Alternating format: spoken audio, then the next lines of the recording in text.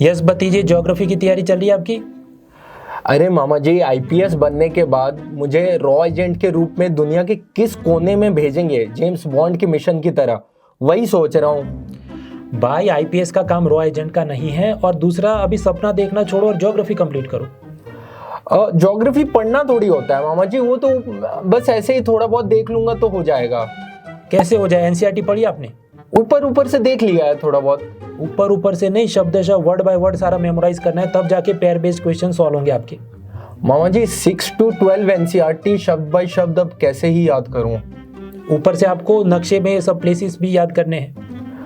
वो तो लूसेंट का ज्योग्राफी मैंने पढ़ लिया है कि थेम्स रिवर पे लंदन नदी है और हडसन रिवर पे न्यूयॉर्क सिटी है। भाई उससे ज्यादा जटिल और बारीक प्रश्न पूछे जाते हैं। Latest current affairs, places in news पूछा जाता है। इतना तो कैसे ही याद रहेगा मामा जी, कि काम करता हूँ स्किप कर देता हूँ। तो भाई पारो यानी एनसीईआरटी स्किप कर दो, चंद्रमुखी यानी मैप स्किप कर दो, तो देवदास तुम यूपीएससी देना ही स्किप कर। खाना और तो नहीं खाना, कम था ना, अभी बढ़ जाएगा पेट। मैं ये मान के चल रहा हूँ कि आपने थोड़ा बहुत ज्योग्राफी तो पढ़ा ही होगा, क्योंकि मैं यहाँ बेसिक वगैरह कवर कराऊंगा तो फिर काम की चीजें छूट जाएंगी। बेसिक क्लासेस के लिए आप या तो मेरी स्पेशल क्लासेस वगैरह जो है उनसे आप कर सकते हैं, क्योंकि मैं थोड़ा थोड़ा एडवांस चीज़ें पढ़ाऊंगा। 60-70% मैंने प्लस में भी नहीं पढ़ाई, इसमें से ऐसी चीज़ें मतलब थोड़ा सा नया टॉपिक है, और इस बार जो न्यूज़ में था वो भी मैंने ऐसा पढ़ा है। तो एक ओवरव्यू अपन ऐसा ले लेते हैं कि एक टॉपिक मैंने साइक्लोन मेनली उठाया है। उसमें पिछले लास्ट ईयर मतलब 2023 में जितने साइक्लोन्स थे उनका पाथ क्या रहा है, और 2-3 साइक्लोन ऐसे थे जिन्होंने कुछ नई चीज़ें, ट्रेंडिंग चीज़ें दिखाई हैं। जैसे साइक्लोन्स तो हमें पता होता है बेसिक चीज़ की ये होता है और घड़घड़ घड़घड़ आवाज़ आती है, जैसे क्लासेस में सुना होगा, तो वो बेसिक में कुछ बता दूंगा। लेकिन कुछ साइक्लोन्स ऐसे हैं जिन्होंने रिकर्विंग का फेज देखा है। कुछ साइक्लोन्स में आइज वगैरह का जो होता है, आई पता है ना सबको, चक्षु जिसे हम कहते हैं, वो बता दूंगा अभी मैं। तो उसमें कुछ नए ट्रेंड्स देखे हैं। इसके साथ साथ मॉनसून के साथ साइक्लोन का कॉम्बिनेशन कैसे आ जाता है, एक ये टॉपिक हम करेंगे डिस्कस। फिर सोमालिया में फ्लड आया था बहुत ज्यादा, और सोमालिया में फ्लड आने के साथ साथ पीवाईक्यूज का जब आप ट्रेंड देखोगे तो कुछ ऐसी बड़ा इवेंट जब होता है तो यूपीएससी उस पर ध्यान देता है। तो इस बार IOD, Indian Ocean dipole, plus साथ में एलनीनो का फेज जब कंबाइन हुआ है तो सोमालिया पे काफी इंपैक्ट आया है। तो इन दोनों के कॉम्बिनेशन से क्या इंपैक्ट आ सकता है वो हम देखेंगे। फिर boreal summer intra seasonal oscillation, ये एक छोटा सा टॉपिक है, कुछ ज्यादा डिटेलिंग में नहीं जाएंगे, लेकिन क्वेश्चन किस हद तक आ सकता है उसको हम थोड़ा सा डिस्कस करेंगे। और थोड़ा मुझे झेल पाए आप तो we will discuss specific decadal oscillations वगैरह क्या होते हैं, तो थोड़ा कॉन्सेप्चुअल पार्ट रहेगा। फिर मैंने कुछ 4-5 लेक्स ऐसे ले लिए हैं जो न्यूज में थे, जो शायद आपने मिस कर दी हो कितने न्यूज़पेपर पढ़ने के बाद, थोड़ा यूनिकनेस है मतलब।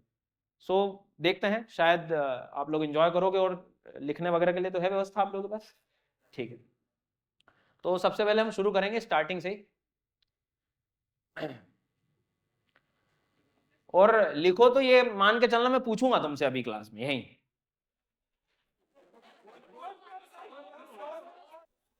मैं मतलब आखिरी वाले से भी कह रहा हूँ, भैया क्लास में बैठे हो तो क्लास है ये, सेमिनार नहीं है ये, है ना।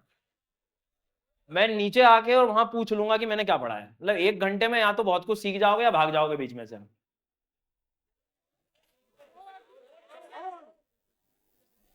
तुम परसों मिलियो शाम को 7 बजे। चलिए, मतलब पढ़ ही लेना यार, मैं भी 3-4 शादियां छोड़ के आया हूं, समझा करो। So let's start with this. ये जो 2 क्वेश्चंस दिखाई दे रहे हैं, पढ़ो जरा एक बार क्या लिखा है ये। सबसे पहले तो क्या है कि एक साइक्लोन का मेंशन कर दिया इन्होंने फेलिन, और फिर जो मेन क्वेश्चन सेकंड में शुरू हुआ है कि साइक्लोन की नेमिंग कैसे होती है। ईयर को देखोगे तो कई बार लगेगा कि अरे बहुत पुराना हो गया, अब तो नहीं पूछेगा यूपीएससी, लेकिन फिर इस बार नेक्स्ट क्वेश्चन देखो आप, नेक्स्ट क्वेश्चन दिखाई दे रहा है, और बड़ा रिसेंट क्वेश्चन है ये 2022 का, कि कलर कोडेड जो पैटर्न है उसकी वार्निंग सिस्टम, मतलब इनडायरेक्टली डिजास्टर मैनेजमेंट को थोड़ा सा इन्होंने बढ़ावा दिया है। तो इसी बीच में साइक्लोन को डिस्कस करते करते मैं आपको थोड़ा सा हिंट दे दूंगा कि ये नेमिंग वगैरह कैसे करते हैं। कुछ बच्चों को पता होगा कि नेमिंग तक लिस्ट पहले से डिसाइड हो जाती है और वो कर देते हैं, लेकिन मैंने यदि संस्था का नाम पूछ लिया कि कौन डिसाइड करता है, फिर हवाई जहाज बन जाएंगे उसमें, तो वो प्रीलिम्स में भी आ सकता है। तो 2-3 चीजें हैं, उनको हम नोट डाउन करेंगे। तो काम की चीजें, और आपको लग रहा हो कि नोट डाउन करने में आपको ज्यादा प्रॉब्लम भी हो रही है चीजें, तो आप छोड़ भी देना, मतलब पीपीटी पीडीएफ जो है शेयर हो जाएगा आपके पास, तो उसमें कोई बड़ी बात नहीं है ना। तो थोड़ा सा सबसे पहले हम लोग साइक्लोन की मैं कुछ बेसिक बातें कर लेता हूं ताकि एक बेसिक ओवरव्यू हो जाए, ठीक है। सबसे पहले तो साइक्लोन को, एक मिनट है,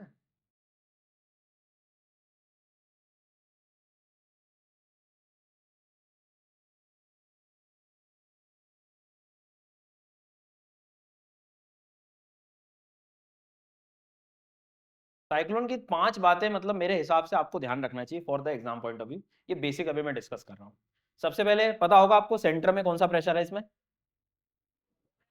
मुझे एक चीज बता दो, कोई एकदम ऐसा आएगा कि सर मैंने बिल्कुल नया हूं, मैं पहले दिन ही मतलब ज्योग्राफी आते नहीं, ऐसा तो नहीं है ना प्लीज, कोई ऐसा तो नहीं है ना, ठीक है। तो साइक्लोनिक सिस्टम बेसिकली, भले ही आपने नहीं पढ़ा हो तो बचपन से अपन ने एक चीज देखी कि रेनफॉल बहुत होता है, ये तो पता है ना अपने को। और रेनफॉल कब होता है? जब क्लाउड्स होंगे, सिंपल सी बात है। और क्लाउड्स कब होंगे? जब एवोपरेशन प्रोसेस हुआ होगा, वाष्पीकरण हुआ होगा। अब वाष्पीकरण के लिए टेम्परेचर क्या लगेगा? ज्यादा ही लगेगा, तभी तो एवोपरेशन हो पाएगा। तो सबसे बेसिक जो चीज अक्सर हम लोग पढ़ते रहते हैं कि 27 डिग्री सेंटीग्रेड टेम्परेचर होना चाहिए, किसका? अपना। पानी कहां से आएगा? इसमें लेक्स वगैरह कुछ नहीं याद रखना, इसमें होगा ओशियन, स्पेशली ट्रॉपिकल साइक्लोन्स के लिए। ट्रॉपिकल वर्ड क्या होगा हमारा? तो ये पता है अपने को, अर्थ है ये अपना, ये इक्वेटर और ये इसके बीच वाली बात कर रहा हूं। ध्यान रखना, ट्रॉपिकल साइक्लोन्स में लेक्स वगैरह इनका किसी का रोल नहीं है, मेनली रोल है ओशियंस का। कई बार ये लोग कैस्पियन सी का नाम लेंगे, ठीक है, कैस्पियन सी याद है, नाम सुना होगा। कई बार ये लोग पर्शियन गल्फ का नाम लेंगे, लेकिन उन, यदि वो हम लेक्स को देखें तो वो सपोर्ट करते हैं ट्रॉपिकल को नहीं, टेम्परेट साइक्लोन्स को, क्योंकि ये 23.5 के ऊपर है। सो ध्यान रखना। तो एक इंपॉर्टेंट चीज बता रहा हूं, कल को स्टेटमेंट आए लेक्स को लेकर कि लेक्स कोई सपोर्ट करता है क्या मॉइस्चर रिगेनिंग के लिए, तो वो कौन से साइक्लोन में करेगा? किस में करेगा? टेम्परेट, मतलब हिंदी मीडियम शीतोष्ण। और टेम्परेट क्या होते हैं? जो कैंसर कैप्रिकॉन वाली लाइन के बियॉन्ड बने। ये ध्यान रखना, समझ आ रही मेरी बात। और जो हमारे इंडिया का जो साउथ वाला पोर्शन है, वो वाला जो होगा वो किसके अंतर्गत आएगा? ट्रॉपिकल के अंतर्गत। तो ये थोड़ा सा ध्यान रखना, ये कई बार बच्चे कंफ्यूज कर जाते हैं, ठीक है। बाकी तो ये ओशियन पे बनेगा। प्रेशर सिस्टम लो प्रेशर, अब ये लो प्रेशर कैसे है वो समझो। सपोज मान लीजिए ओशियन है अपना, अब पानी गर्म हो रहा है, कौन करेगा? ऑफ कोर्स इंसोलेशन, सूर्य से गर्म होगा। सब कुछ एयर उसके आसपास की, जैसा देखो हमेशा याद रखना क्लाइमेटोलॉजी में, जो भी सरफेस होता है, जैसी जमीन होगी उसी के आसपास की हवा भी वैसे नेचर दिखाएगी। पानी को गर्म हुआ, पानी जैसे गर्म होगा आपकी हवा भी क्या होगी? गर्म होगी। हवा गर्म होने के बाद ये क्या होगा? एयर एक्सपैंड करेगा। अब जब कोई चीज ऊपर चली गई है तो नीचे प्रेशर क्या हो जाएगा? Automatic low pressure. तो साइक्लोनिक सिस्टम्स में इंटेंस टेम्परेचर जब ये राइज होता है, ये सब चीज कन्वेक्शनली, तो नीचे प्रेशर आपको क्या देखने को मिलेगा? हमेशा लो प्रेशर। इसलिए मैं कह रहा था एक पॉइंट हमेशा याद रखना कि लो प्रेशर सिस्टम है। बाकी ज्यादा बेसिक्स में यहां पर डिस्कस नहीं कर रहा हूं, लेकिन एक क्वेश्चन जरूर पूछूंगा। साइक्लोनिक का जो मूवमेंट है, क्लॉकवाइज एंटी क्लॉकवाइज का पैटर्न कौन बताएगा? कौन कहां क्या होता है? पता है? सिंपल है, देख लो एक बार और मैं वर्ल्ड मैप में दिखा देता हूं आपको। ये दिखाई दे रहा है वर्ल्ड मैप। मैं अभी जैसे कि आपसे बात कर रहा था कि ये वाली लाइन अपनी मान लो फॉर एग्जांपल इक्वेटर वाली और कैंसर कैप्रिकॉन वाली हो गई। तो इस बीच वाले जो एरिया में आपको ध्यान रखना है कि यहाँ पे पूरा रोल किसका रहेगा? ओशियंस का रहेगा, समुद्रों का, महासागर। और इधर वाले एरिया में कोई भी साइक्लोन आता है बियॉन्ड कैंसर कर्क रेखा, तो यहाँ पे जो ये सागर दिखाई दे रहा है, ये कौन सा है? किसी को पता है? दिस इज कैस्पियन सी। नीचे पर्शियन गल्फ। यहां से हमेशा याद रखना, ये वाला जो एरिया, यहां से जो साइक्लोन्स आते हैं। अच्छा, क्वेश्चन पूछ भी क्यों रहा है? क्योंकि ये साइक्लोन टेम्परेट और इंडिया के नॉर्थ वाले हिस्से में आए भाई, ठंड में जो बारिश होती है हमारी। तो कल को वो इस तरह का सवाल भी पूछ सकता है कि वेस्टर्न डिस्टर्बेंस क्या है। तो वेस्टर्न डिस्टर्बेंस में अपने को याद रखना है कि इंडिया का जो नॉर्थ वाला हिस्सा है उसमें साइक्लोन कौन सा आ रहा है? टेम्परेट। इसका मॉइस्चर कहां से आएगा? कैस्पियन, मेडिटेरेनियन, मेडिटेरेनियन भी है वहां पे, भूमध्य सागर। और उसके बाद में एक चीज और याद रखनी है अपने को, पर्शियन। मैं ये समझा रहा था आपको उसने। अब मैं आपको ये बता रहा हूं कि नॉर्थ हेमिस्फीयर में, ध्यान से समझना, नॉर्थ वाला हेमिस्फीयर जो है उसमें हम लोग साइक्लोन को कैसा रोटेट कर रहे होते हैं? पता है क्या? गया। ये क्लॉकवाइज कौन बोला है? गया। यही गड़बड़ है, इसलिए तो पूछा है मैंने कि जो चीजें सामान्य वो छोटी छोटी चीजें दिक्कत कर रहे हैं हम लोग। ध्यान रखना, नॉर्थ में अपने को जो याद रखना है वो क्या रखना है, एंटी क्लॉकवाइज, क्योंकि कोरियोलिस लगता हमें कि क्लॉकवाइज है लेकिन मूवमेंट अपोजिट रहता है, इसका ध्यान रखना, और इधर क्लॉकवाइज। अब ये चीजों में हम यदि समय लगाएंगे यहाँ पर तो फिर प्रॉब्लम, ये सब चीज में स्पेशल क्लासेस में खूब आराम से पढ़ते हैं अपन, प्लीज आप वहां पढ़िएगा आराम से। अब अपन शुरू करेंगे सबसे पहले आगे जो साइक्लोन्स की कहानी थी 2023 में। अब ये जो डेटा है आप कोई मिस कर गए हो आप तो नोट डाउन कर लेना मैंने, क्योंकि लास्ट ईयर जितने भी साइक्लोन इंडिया में आए थे वो मैंने यहाँ पर बता रहा हूँ।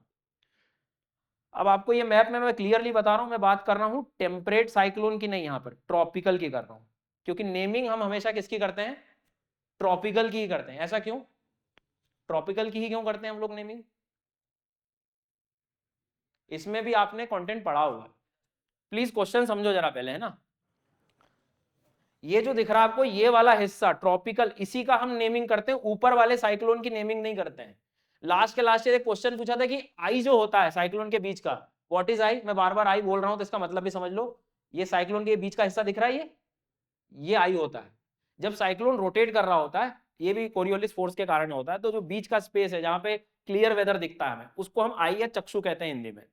तो मैं इसके बारे में पूछ रहा हूँ, तो एक बार क्वेश्चन इन्होंने पूछ चुके हैं कि क्या आई सारे साइक्लोन बनाते हैं क्या, तो हमें लगता है हाँ बनाते हैं। तो ध्यान रखना ये आई जो बनता है वो हमें सिर्फ जो मिलेगा वो किसमें मिलेगा, ट्रॉपिकल साइक्लोन। ये ट्रॉपिकल मतलब ये वाले क्षेत्र में जो बना। तो ऐसे अभी मैंने आपसे क्वेश्चन पूछा था, कौन सा क्वेश्चन पूछा है ये अभी, नेमिंग हम इन्हीं की क्यों करते हैं, ऊपर वालों की क्यों नहीं करते। ध्यान रखो, आपने सुना होगा कि ये जो ट्रॉपिकल साइक्लोन, अच्छा सिंपल है, गर्मी सबसे ज्यादा कहां होती है, यहां होती है, ये तो पता है सबको। जितनी गर्मी होगी उतना एवोपरेशन होगा, जितना एवोपरेशन होगा उतना लो प्रेशर होगा। और हमेशा लो प्रेशर मतलब क्या, वहां हवा है नहीं चारों ओर से और हवा और तेजी से आएगी, सिंपल सी कहानी। मतलब जितना लो प्रेशर होगा, जो नए बच्चे वो इतना दिमाग में रखो कि जितना लो प्रेशर है उतना ही तेजी या उतने ही विंड जो है बहुत तेजी से आती है। और ये सिस्टम इतना ऊपर टेम्परेचर, वहां सनलाइट पहुंचता ही नहीं है। तो जो जितना डिजास्टरस है, तो डिजास्टरस कौन है, ट्रॉपिकल।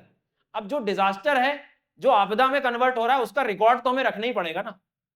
क्यों रखना पड़ेगा रिकॉर्ड, ताकि हम उससे लर्निंग ले सकें कि यार ये कहां से आया था, कितना नुकसान कर गया, ताकि हम आगे का मैनेजमेंट कर सकें। तो ऐसे तो आप बोलोगे नहीं वो साइक्लोन आया था तो उसने वो कर दिया, फिर चलो एक तो याद हो जाएगा वो वाला, ऐसे 3-4 और आगे तब क्या करोगे। अभी मैं आपको 3-4 ऐसे साइक्लोन बताऊंगा जिन्होंने काफी नेचर चेंज किया है, तो उनके नाम याद करने के लिए हमें इनकी सबकी नेमिंग करनी पड़ती है। तो सबसे पहले ध्यान रखेंगे नेमिंग हम किसकी करते हैं, किसकी करते हैं, ट्रॉपिकल की करते हैं, टेम्परेट की नहीं होती है, ध्यान रखना। अलग अलग ओशियंस में अलग अलग नेमिंग होती है। हम लोग जो आज बात करने वाले हैं हमारे इंडियन ओशियन के आसपास वाली बात करेंगे, वही काम का भी है। अब एक स्टेटमेंट हमसे ये भी पूछ सकता है कि टेम्परेट साइक्लोन की नेमिंग क्यों नहीं करते हैं, तो थोड़ा सा उसका डिजास्टर मैनेजमेंट वाला कनेक्ट याद रखना भाई, याद उसी को रखेंगे ना जिससे नुकसान हो रहा हो, मैं बेसिकली ये, ठीक है। दूसरी एक बात और याद रखना है अब आगे, इसलिए नेमिंग की जब बात थी तो ये मैंने आपको क्वेश्चन दिखाया था, देखो क्वेश्चन पूछा भी उसने 2013 में जो क्वेश्चन आया था कि हम नेमिंग ट्रॉपिकल साइक्लोन्स, वहां टेम्परेट लिखा है कि ट्रॉपिकल लिखा है, ट्रॉपिकल, ठीक है। अब सबसे पहले एक साइक्लोन जो लास्ट ईयर सबसे पहले हम थे, ये नाम सुना होगा आपने, मोशा करके, या जिसे हम मोखा बोला जाता है एक्चुअल में। अब इसमें एक नाम लिखा हुआ है कि नेम गिवन बाय। देखो भाई 1-2 साल तक जो भी पेपर दे रहा हो, स्टेट पीसीएस वगैरह, ये क्वेश्चन पूछता रहता है ना कि ये नाम किसने दिया था, किस देश ने दिया था, इसलिए थोड़ा सा ध्यान रखना। अब इसमें नेम गिवन बाय मतलब तो मैं इसका आपको पूरा एक्सप्लेनेशन भी बताऊंगा आगे जाके किसने क्या दिया था। अब इस साइक्लोन को मैंने क्यों पढ़ा रहा हूं, इसका एरो देख रहा हो आप किधर जा रहा है ये। अब मैं एक चीज और क्लियर कर दूं ताकि आपको समझ में आ जाए चीजें, जरा ध्यान से 1 मिनट रुकिएगा बस।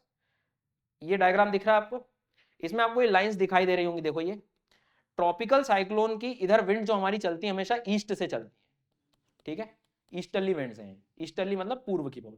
तो टेक्निकली साइक्लोन जो होते हैं वो ऐसे ही मूव करते हैं, मतलब मान लो इधर से हवा आ रही तो मैं भी ऐसे चलूंगा, लेकिन जो मैंने आपको साइक्लोन बताया उसको जरा चेक करो, क्या वो विंड को फॉलो कर पा रहा है प्रॉपर।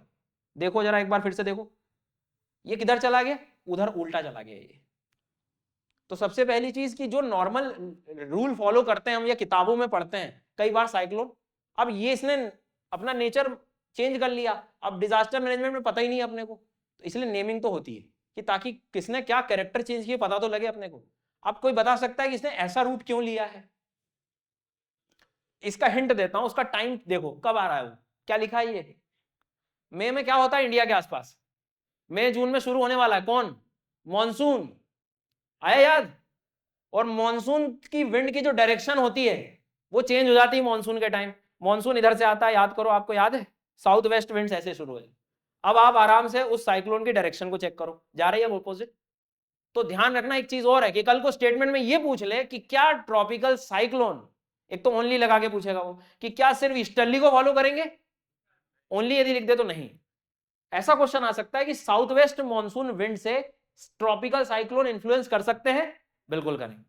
इसका एक आध एग्जांपल भी यदि अपने को कभी कहीं लिखना पड़ जाए तो एटलीस्ट ये मोखा वगैरह के बारे में अपन लोग याद रख सकते हैं। ये समझ में आया? तो एक केस हमेशा हम ये पढ़ते हैं कि साइक्लोन विंड को फॉलो करते हैं, अच्छी बात है, क्योंकि ज्यादातर आप जो किताबें एनसीईआरटी पता है क्या बोलेंगी कि यहाँ जो विंड है, यहाँ जो विंड है वो ईस्टर्ली विंड है, तो साइक्लोन इसीलिए इधर ज्यादा आते हैं। इधर मतलब इंडिया के ईस्टर्न साइड पे, ये हम ज्यादातर पढ़ते हैं। लेकिन क्या है कि मॉनसून के दौरान आप देखोगे तो अपोजिट हो चुका है। तो एक तो ये केस देखना, ठीक है। एक ऐसे में बताता हूँ, ये भी और भयानक है। देखो ये दिखाई दे रहा है, कौन सा है ये? नाम तो सुना ही होगा इसका आपने, पर भूल गए थे ये नाम। उस टाइम जब न्यूज में था तब था। नेम गिवन बाय, इसका टाइम देखो आप, क्या है? जून है। और जून में अब जबकि पता है किताबें क्या कहती है कि साइक्लोन्स आर द मतलब कह सकते हो कि फॉर्मेशन ऑफ लेट समर्स, मतलब समझ लो लेट समर में आ रहे हैं, मतलब सितंबर अक्टूबर तक जाते हैं, पर ये जल्दी बन गया। अब इस टाइम जो विंड चलेगी वैसे फॉलो करेगा। तो यहां पर भी मॉनसून में आप देखो, नहीं तो ज्यादातर हम क्या कहते हैं बंगाल, बे ऑफ बंगाल में बनते हैं साइक्लोन, पर इस बार अब ये अरेबियन सी में बन के किधर आ गया, ये इधर गुजरात और इधर तक इंपैक्ट कर गया। तो आपको आज एक लर्निंग ये लेनी है कि भाई साहब ट्रॉपिकल साइक्लोन हमेशा ईस्टर्ली में चले ये जरूरी नहीं, मॉनसून से भी इंपैक्ट कर सकते हैं। समझ में आई क्या बात? ये सबको सिंपल है। इसमें तुम पहले बेसिक आपका नहीं भी है, इसको कैसे समझना है? सीधी बात है, साइक्लोन एक क्लाउड का फॉर्मेशन है जो एक विंड से अट्रैक्ट हो रहा। अब विंड जिधर जाएगी, तो इन जनरल लोग क्या कहते हैं, विंड ईस्टर्ली चल रही है तो मैं भी ईस्टर्ली चलूंगा। लेकिन इस बार क्या हुआ, टाइम पीरियड देखो कि मई जून में यदि कोई चीज आ रही है तो उस टाइम यदि मानसून है तो मानसून विंड से इंपैक्ट करेगा, क्योंकि मानसून भी ईस्टर्ली विंड थी, बस उसका जनरली चेंज हो जाता है। आपको यदि क्लास देखनी हो मानसून वाली, आप सीजनल रिवर्सल ऑफ विंड करके चेक करना, वहां मैंने ये पूरी प्रोसेस समझाई हुई है। स्पेशल क्लास फ्री सेशन है, कोई भी देख सकता है। सीजनल रिवर्सल ऑफ विंड, क्योंकि पर्टिकुलरली मई से अप्रैल पूरा जून जुलाई अगस्त तक एक ऐसा टाइम आता है 3-4 महीने जब पूरी विंड्स रिवर्स हो जाती है। तो वो कोरियोलिस फोर्स वगैरह का काफी रोल है। तो एक तो ये अपने को समझ आ गया एक नेचर साइक्लोन का। एक और मैं बताता हूं, देखो ये साइक्लोन तेज है, ये इन जनरल जो साइक्लोन आते हैं वैसा बिहेवियर दिखा रहा है। देखो किधर जा रहा है, ये वेस्ट जा रहा है या ईस्ट जा रहा है? अच्छा अभी तो डायरेक्शन ही नहीं पता सर, बोले किधर जा रहा है ये नहीं पता। दिल्ली में रह रहा हूं, परेशान हो रहा हूं। इधर वेस्ट होता है पक्का, इधर ईस्ट होता है। अब ये किधर जा रहा है बेटा? Generally waste. और विंड कैसे चलेगी? ईस्टर्ली।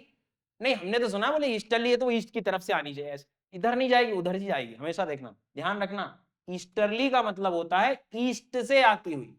विंड के नाम हमेशा ऐसे होते हैं जहां से वो आती है। वो सो गया आखिरी वाला भैया, मुंह खोल दिया उसे। टिक जाओ, डल जाओ तुम तो जो है। मैंने कहा था ना मैं आखिरी में आके क्वेश्चन पूछूंगा, मैं बता रहा हूं, या तो तुम चले जाओगे जो है या जो भी है।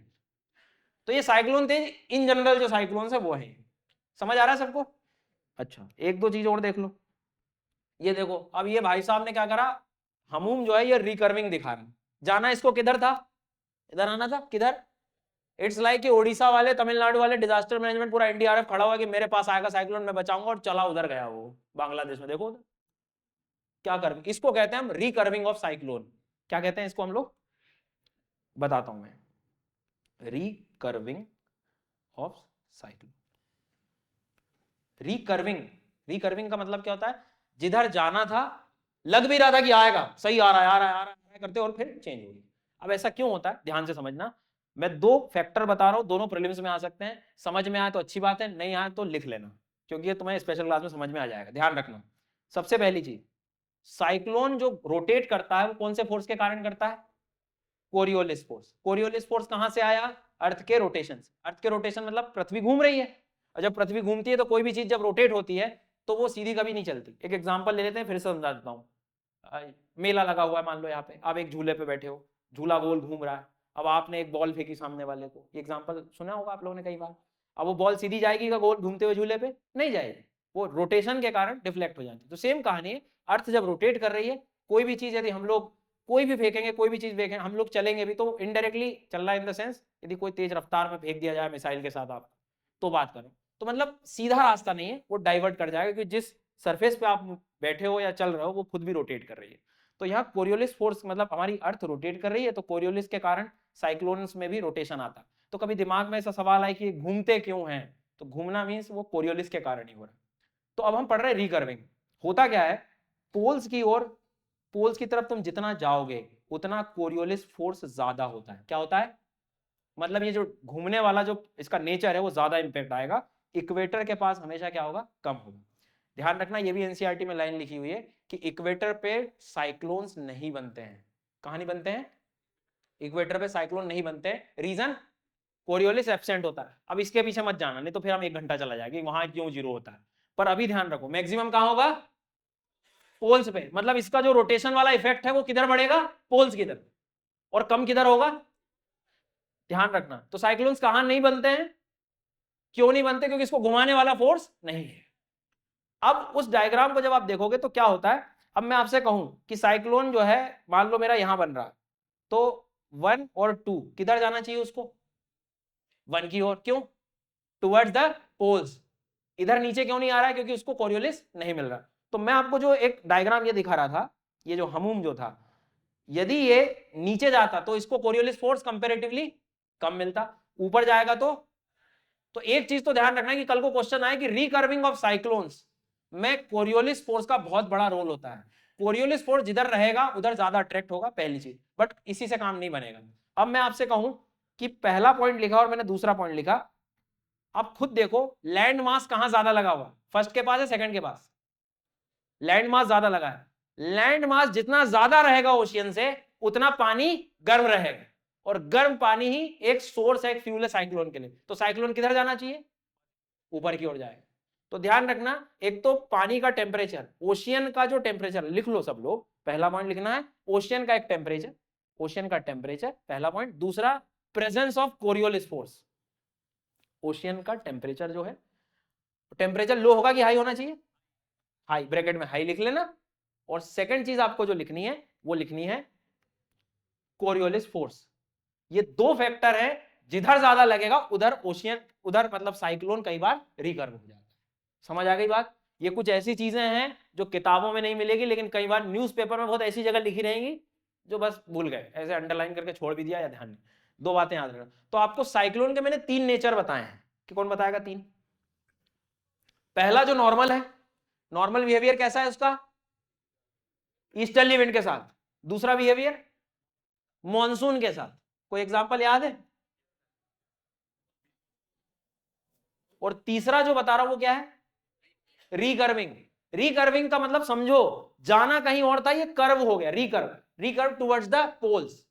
गलती से कभी यूपीएससी ऐसा काम ना कर दे कि नॉर्थ हेमिस्फीयर में ये कर्व हो गया पोल की तरफ साउथ में, तो गलत हो जाएगा। साउथ मतलब समझ रहे हो कहां गए आप, नीचे आ गए। जैसे उसने बोला कि यहां बोल रहा रिकर्व हो रहा है नॉर्थ में, नॉर्थ हेमिस्फीयर में, अब रिकर्विंग इधर होना चाहिए, पर टुवर्ड्स इक्वेटर कभी रिकर्विंग होगा क्या, वो नहीं। इक्वेटर के पास क्यों नहीं होगा रिकर्व, कोरियोलिस नहीं है।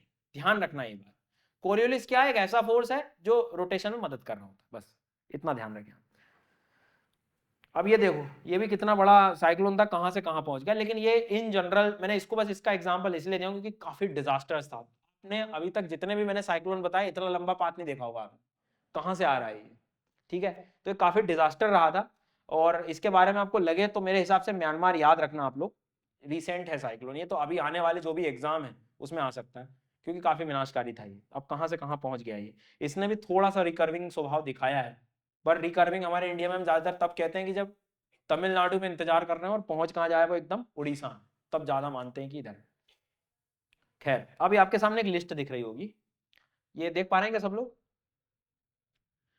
ये लिस्ट एक्चुअल में क्या है, देखो टोटल कितनी कंट्रीज हैं इसमें, दिख रही है क्या आपको, नाम तो दिख रहे होंगे, ठीक है, काउंटिंग की जरूरत नहीं है। प्रीलिम्स में ये पूछा जा सकता है कि ट्रॉपिकल साइक्लोन्स की जब लिस्ट डिसाइड होती है तो उसमें कितनी कंट्रीज शामिल है। नेपाल है क्या इसमें, ढूंढना पड़ रहा है। तुम सोचो नेपाल का कनेक्शन है क्या साइक्लोन से, ढूंढ रहे हैं।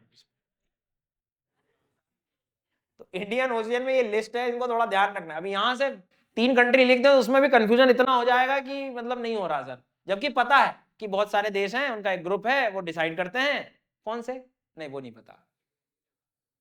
प्लीज इसको ध्यान रखना। एक्चुअल में क्या होता है, पहले से ही हम लोग एक लिस्ट डिसाइड कर लेते हैं। लिस्ट अभी रिसेंट लिस्ट है। और अभी आपने कुछ पढ़े हैं क्या? साइक्लोन देखो, उसमें दिख रहा है बिपरजॉय, दिख रहा है एकदम ऊपर, दिखा कि नहीं दिखा? नहीं दिखे तो भी यहां बोलना बेटा, दिखा? ये तेज दिखा, हमूम, ये इस्तर मिशोंग वगैरह, ये लिस्ट ऐसी चल रही है। मतलब तुम्हें अगले साइक्लोन में पता होंगे कि कौन जो है बताने वाला है, वो कंट्री के हिसाब। फिर ये लिस्ट इस तरह से जो है मतलब चलती रहेगी। अब ये लिस्ट वाला क्वेश्चन यहां से जो बन सकता है वो बस यही बन सकता है कि कौन से देश इसमें शामिल है। एक चीज तो ये। दूसरी चीज आपको जो ध्यान रखना है, ये 2 संस्थाएं मैं बता रहा हूं, एक कौन सी लिख लो, वर्ल्ड मेट्रोलॉजिकल ऑर्गेनाइजेशन। जिस शिद्दत से लिख रहा हो याद भी रखना बेटा, एकदम तेज लिखना, आज कुछ मिला है लिखने को, और दूसरा भूल जाओगे तुम तो दूसरा भी लिख लेना, United Nations economic and social commission for Asia Pacific. Specially ये हमारे इस रीजन में देखा जा रहा है। बाकी तो कंट्रीज मैंने लिखी हुई हैं, 2 हिस्सों में कंट्रीज जुड़ी थी मतलब इसमें। इंडिया तो पहले से ही है। बाकी अब जिसमें आपको जो काम का लगे वो लिखना, नहीं तो पीडीएफ में आपको मिल जाएगा। तो एक बेसिक आपको ओवरव्यू अभी समझ में आ गया कि भाई साइक्लोन्स का नाम हम टेम्परेट का ही रखते हैं। ऐसा टेम्परेट का रखते हैं? अरे भाई ट्रॉपिकल का रखते हैं यार। अरे एनर्जी पता नहीं पीछे ज्यादा खाली है क्या तुम लोगों ने? आवाज आवाज दिया करो जरा। जो खैर ठीक है, कम मिला था उसका दुख है, रखवा दिया है, लास्ट में तुम खा लेना और कोई दिक्कत नहीं है। रस मलाई चाहिए थी तुम्हें? चलो आगे बढ़ते हैं। Next one is eye ball replacement cycle. ये क्या है? ये तो हमें नहीं पढ़ाया, प्लस के थे हम तो। अरे तो तुम्हारे टाइम आया ही नहीं, मैं क्या करूं यार। आई बॉल पढ़ाने से पहले मैं थोड़ा सा आपको बेसिक एक ओवरव्यू दूंगा आई के बारे में, उसके बाद फिर अपन आगे बढ़ेंगे, ठीक है? ये डायग्राम जैसे मैं बता रहा था आप लोगों को कि आई क्या है एक्चुअल में। तो होता यह है कि जैसे मान लो फॉर एग्जांपल, सपोज ये अर्थ पे एक विंड इधर से आई, एक इधर से आई, एक इधर से आई, एक इधर से आई, एक इधर से, ये पहला केस, ठीक है? दूसरा केस, सपोज मान लेता हूं मैं कि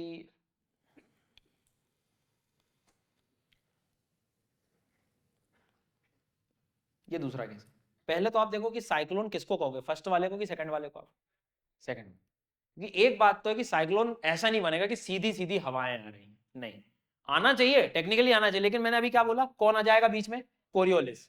कोरियोलिस क्या कहेगा, मेरे होते हुए तुम सीधे कभी नहीं चल सकते, मुड़ती है। तो कोरियोलिस फोर्स कहां से आया? अर्थ के रोटेशन से, उसके कारण ये विंड रोटेट होगी। अब यहां एक चीज समझने वाली है कि यदि विंड किसी पॉइंट पे सीधी आ रही, इधर से आई, इधर से, सब जगह से एकदम सीधी आ रही, तो आके इंटरसेक्ट कर जाएंगे। लेकिन हर विंड मेरे आने से पहले मुड़ गई, इधर से मुड़ गई, इधर से, मतलब चारों तरफ यदि मुड़ती हुई आई, तो आप सेकंड वाले केस में देखो, बीच में इस पॉइंट पे आके कनेक्ट हो पाएंगे क्या? टेक्निकली बिल्कुल नहीं होगी। आप इसको ऐसा भी समझ सकते हो जैसे ये अपना प्रेशर पॉइंट है, मतलब यहां से हवा आई, ऐसे मुड़ गई, हर हवा यहां पर मुड़ रही चारों तरफ से, तो बीच में खाली जगह हो जाती है सर। और ये वाला जो पोर्शन है आपका, यहां पर क्या है, ये जो दिखाई दे रहा है आई। तो आई एक्चुअल में तब बनता है जब साइक्लोन की चारों तरफ से जब विंड्स आ रही होती है, तो बीच में जैसे पेन का एक स्प्रिंग देखा होगा ना आपने, तो वो होलो स्पेस है। और आई की खास बात याद रखना, यही रिपीट होती रहती है, कभी भी कोई भी पेपर हो जाए, पहली बात लिखना चाहो तो लिख सकते हो आप लोग। पहली मोस्ट इंपॉर्टेंट चीज जो आई की मेरे हिसाब से आपको याद रखनी चाहिए कि आई में आपको प्रेशर है कौन सा, ध्यान रखना। उसमें भी देखो कितना जोल है दिमाग में बच्चों की। अरे भाई साइक्लोन में हवा ऊपर उठ रही है, तो जमीन पे प्रेशर क्या होगा? आपके ऊपर एक पत्थर रख दूं मैं यहां पे, तो क्या बोलोगे प्रेशर क्या है?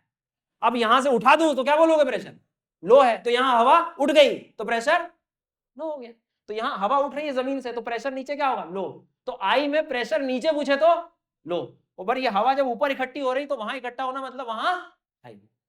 ध्यान रखना, क्लियर रहना, नहीं तो हाई लो ही चल रहा है। ध्यान रखो कि बात कहां कर रहा है। आई में नीचे की बात करेगा तो प्रेशर लो हमेशा, भाई हवा यहां से हटा दूंगा, इस चीज को यहां से मैंने हटा दिया तो प्रेशर उसका चला गया ना। प्रेशर क्या है, जो कोई भी चीज फोर्स लगा रही है, अब वो चीज हट गई वहां से तो लो प्रेशर सिस्टम। ठीक है, अब आई की एक कहानी तो आपको याद रखना कि नीचे अपने को जो मिलेगा वो प्रेशर क्या रहेगा, लो प्रेशर, ऊपर क्या रहेगा अपना, ध्यान रख पहली चीज। दूसरी बात, क्लियर स्काई रहेगा। ये क्लियर स्काई क्यों, सीधी सी कहानी है, जब हवा उठती है तो क्लाउड हमेशा ऐसे बनता दूर, क्योंकि लो प्रेशर नीचे रहता तो हवा का कन्वर्जेंस होता और हाई प्रेशर पर डाइवर्जेंस होता, क्लाउड दूर भागता है, तो बीच में क्लियर स्काई आपको देखने को मिलेगा। तो कल को कोई भी बोले कि आई मतलब तो सिंपल क्लियर स्काई याद रखना है, रेनफॉल वहां होगा नहीं। तीसरी इंपॉर्टेंट बात जो मोस्ट इंपॉर्टेंट है, पूरे साइक्लोन में चारों तरफ आप देख लो, इस जगह पे टेम्परेचर कंपैरेटिवली 10 डिग्री ज्यादा ही रहेगा। ध्यान रखना, आई का टेम्परेचर क्या रहेगा, क्योंकि डायरेक्ट क्लियर स्काई है, सनलाइट पहुंच रहा है उस जगह पे। तो कल को कोई बोले कि साइक्लोन में टेम्परेचर आई में कम रहेगा तो गलत है, क्या रहेगा, ज्यादा। ध्यान रखना, ये तीन चीज कॉमन है। अब मैं जो आपको बता रहा हूं ये थोड़ा सा नया न्यूज़पेपर का टॉपिक है, और ये वही वाली चीज है जब पहली बार जब एग्जाम में आती है और 1-2 साल समझ नहीं बैठती। अब पेपर कभी भी देखेगा तो उसमें 2-3 क्वेश्चन तुम्हें ऐसे मिलेंगे बिल्कुल नए टाइप के कि ये क्या आ गया, हमने तो पढ़ा ही नहीं। ये वही चीज है। What is the meaning of replacement, क्या होता है रिप्लेसमेंट, चेंज हो जाना, चीजें बदल जाना। एक पर रिप्लेस का मतलब क्या होता है, कोई चीज और आ जाना, रिप्लेस हो जाना। इससे एक स्टेटमेंट ये बन सकता है कि क्या कोई साइक्लोन अपनी आई चेंज कर सकता है। तो जो अब तक पढ़ाया गया है हमारे दिमाग में जो होता है वो क्या होता है कि हाँ कैसे चेंज करेगा, ये तो घूम रहा है। बट एक नई चीज आजकल देखी गई है हरिकेन्स में, साइक्लोन्स में, कि जो उसकी आई है जब वो मूव करता है साइक्लोन, तो कई बार एक्चुअल आई में पूरा क्लाउड्स आ जाते हैं और दूसरी नई आई बन जाती है। तो यहाँ पे जो पहला पॉइंट दिख रहा है आपको कि ओल्ड आई जो है रिप्लेस हो सकती है किसी न्यू आई में, तो मैं बस आपको यहां पर यह सिखाना चाहता हूं कि कभी भी साइक्लोन का आई का जो प्लेस है वो फिक्स नहीं रहेगा, वो इट कैन बी चेंज हो सकता है। ये ध्यान रखना, बहुत यूनिक चीज है जो भी रिसेंट लास्ट के कुछ ईयर्स में देखी गई है। ठीक है, दूसरी इंपॉर्टेंट बात क्या है, ये कब हो पाएगा, साइक्लोन आपका इंटेंस होगा कि लो होगा, तभी पॉसिबल है। जितना रोटेशन तेज होगा तभी डिस्टर्बेंस बढ़ेगा, सीधी सी बात। अब ऐसे याद रखो इसको। तो कल को स्टेटमेंट बोले कि जो साइक्लोन लो चल रहा है बहुत या अपनी अर्ली स्टेज में, तब आई रिप्लेसमेंट हो सकता है अर्ली स्टेज में। साइक्लोन हमेशा शुरुआत जब होता है धीमा ही होता है, तो उस समय आई रिप्लेसमेंट नहीं होगा, ये भी याद रखना आपको।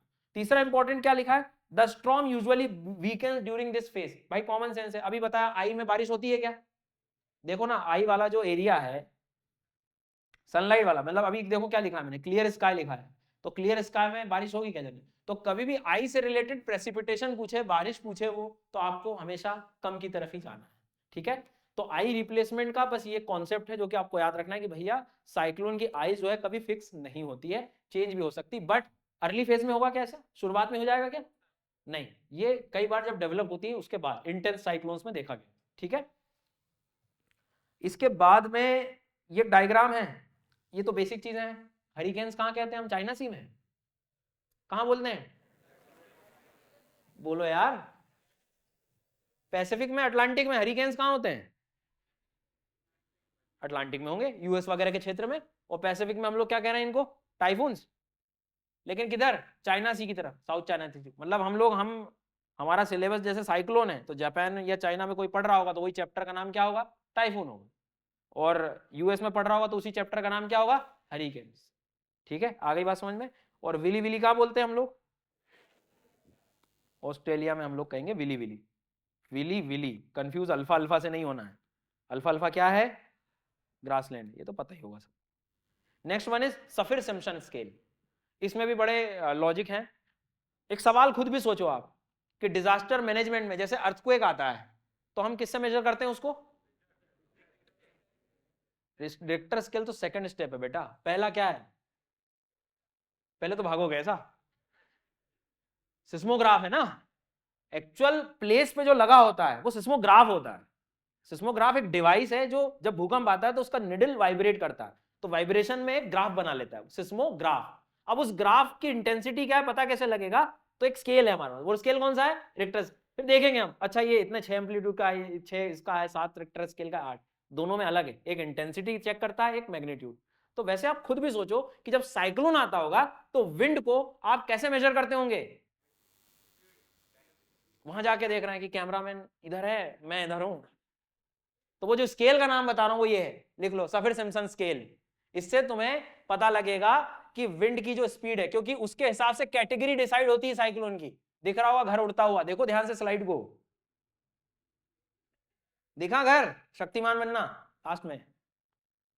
लेकिन नीचे जो पॉइंट लिखा है वो प्रीलिम्स के लिए काम का है अपने लिए, कि आप तुरंत उस स्केल को कब देखोगे, मतलब विंड की स्पीड जब चेक करोगे तो उसमें लिखा है, देखो कि कितना मिनट देखोगे आप विंड को। 1 मिनट तक सस्टेन्ड विंड होनी चाहिए, कि साइक्लोन ऐसा नहीं कि 2 सेकंड में 500 किलोमीटर पर घंटे की चल गए तो उससे साइक्लोन को डिजास्टर घोषित कर दिया। सस्टेन्ड विंड्स होनी चाहिए कम से कम 1 मिनट की, प्लस एक चीज और लिखी हुई है, 10 मीटर अबव द, 10 मीटर ऊपर वाली विंड को देखेंगे हम इसमें। अब मैं सर ये क्यों बता रहा हूं, आप डेटा, आप पीवाईक्यू चेक करो अपने, इन्होंने ओशन तक का भी एग्जाम में पूछा हुआ है कि कितने ओशन का आइसोबार, मतलब कितना टेम्परेचर है, कितना मिनिमम टेम्परेचर चाहिए, बहुत सारे फैक्टर उन्होंने ऐसे पूछे हैं साइक्लोन्स को लेके। सो प्लीज इसको याद रखना कि सफिर सिम्पसन स्केल किस चीज से हम लोग करते हैं, कितनी कैटेगरी होती है ये भी याद रखना। और ये क्वेश्चन तो मेंस में भी आ सकता है, कोई बड़ी बात नहीं है, क्योंकि वो एक क्वेश्चन जो मैंने आपको बताया था स्टार्टिंग में, ये वाला कलर कोडिंग वाला, वैसे ये भी पूछ सकते हैं कि किस तरह से मेजर होगा, क्या होगा, कौन सा स्केल हम लोग यूज करते हैं। तो आप इस चीज को थोड़ा सा ध्यान रखना। कौन सा स्केल बताया मैंने आपको, हाँ कुछ तो था सर, ऐसे करके थे ना, ठीक है। इसके बाद में कभी कभी मतलब प्रीलिम्स में या मेंस में भी लिखने को आ जाए कि भारत में तुम कर क्या रहे हो साइक्लोन से बचाओ, तो डिजास्टर मैनेजमेंट में तुम लिख ही दोगे कि हमने एक्ट बनाया 2005 में, हमारे पास एनडीआरएफ है और ये है। बट 2-3 चीजें आपको पता होनी चाहिए, और प्रीलिम्स के लिए इसको पढ़ के भी जाना है आप लोगों को, है ना, कि national cyclone risk mitigation project. हाँ पता है हमें कि हम साइक्लोन को बढ़ावा दे रहे हैं, लेकिन इसमें मैंने एक पॉइंट लिखा है लास्ट वाला, क्या लिखा हुआ है, कौन सपोर्ट कर रहा है इसमें, ये ध्यान रखना।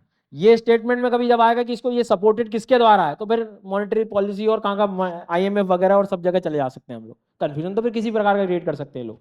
बट एशियन बैंक आ सकता है, अच्छा लगेगा, हमें एशिया में आ रहा है तो एशिया सपोर्ट करेगा, लगा दिया, पेपर कठिन था। सो याद रखना कि ये जो साइक्लोन को जो रिस्क मिटिगेशन प्रोजेक्ट है वो सपोर्टेड बाय वर्ल्ड बैंक है, एक तो याद रखना। दूसरा सबसे इंटरेस्टिंग चीज है कोस्टल रेगुलेशन जोन। ये एक ऐसी व्यवस्था है जो कोस्टल रीजन में जो अतिक्रमण होता है या ओवर डेवलपमेंट होता है उसको रोकने की व्यवस्था है। कई बार आप सुनते हो कि सुप्रीम कोर्ट के ऑर्डर से केरला में कोई बिल्डिंग गिराई गई, कोस्टल रीजन के बहुत नजदीक थी। इसमें 2-3 चीजें आप लोगों को याद रखना है कि जैसे लगभग 500 मीटर है, अभी चेंज भी होते 50 मीटर तक का भी रखा है, कि जैसे जो इकोलॉजिकल सेंसिटिव एरियाज हैं, मैंग्रोव्स वगैरह हैं, तो उसके ऐसा नहीं कि मैंग्रोव देखने के लिए बिल्डिंग बना ली वहाँ कि मैंग्रोव देखूंगा मैं, तो कितना वो लगभग, तो वो थोड़ा लिमिट याद रखना, बेसिक एक लर्निंग कम से कम पता होनी चाहिए हमें।